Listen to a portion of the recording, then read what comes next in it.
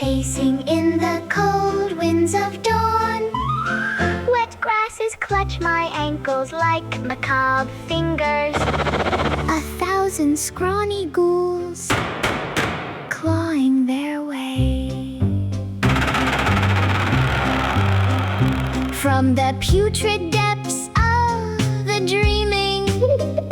Water soaks my sneakers. My toes squish disturbingly, as though I tread through fields of spilt intestines. Bodily fluids oozing through the canvas. Above the full moon shines silent. Silver light spilling over the earth, sparkling, dancing merrily in the cold winds of dawn.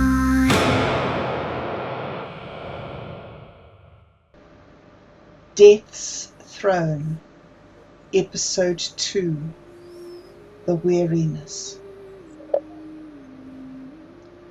The river's bubbling screams have grown sluggish, like a tired engine running on fumes.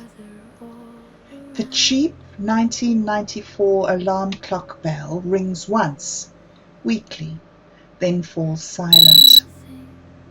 Steam rises in thin, indifferent wisps from the black iron kettle.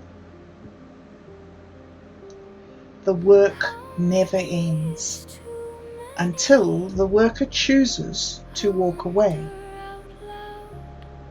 Eternity has finally worn grooves into even Death himself. Death sits motionless on the damp stone slab.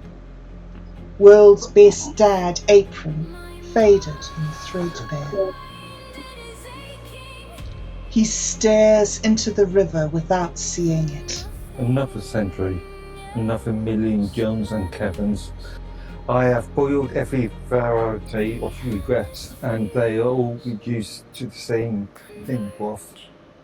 He rises slowly. The stones creak beneath him. Eternity. I imagined it would feel like power. Instead it feels like an endless hallway with no doors.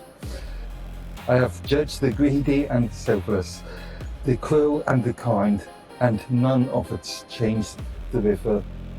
None of it's changed me. What is the point of a throne no one can overthrow, yet no one truly needs? Death begins collecting his few tools with deliberate care. The hourglass, filled only with moving darkness. The tarnished scales that never quite balanced. The chipped mug. He leaves the black iron kettle on the slab like a resignation letter. 4 figures emerge from the mist along the riverbank, drawn by the shift in the eternal rhythm. The first is Vesa, the weaver of thresholds, a tall, slender woman whose fingers constantly trail silver threads that dissolve into smoke. You've abandoned your posts, O custodian.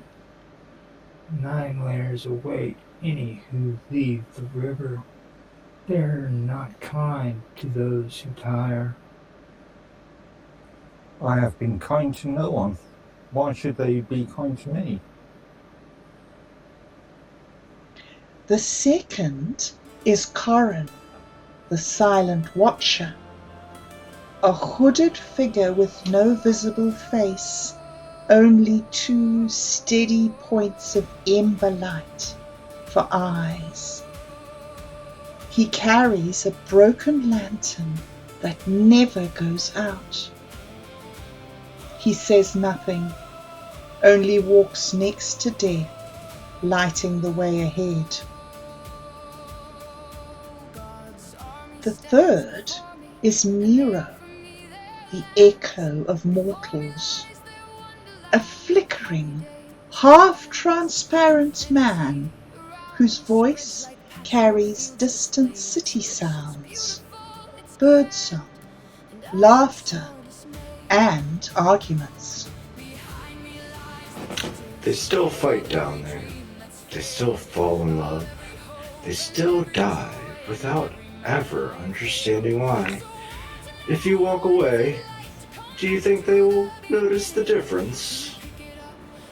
That is what I intend to find out. The fourth figure steps forward.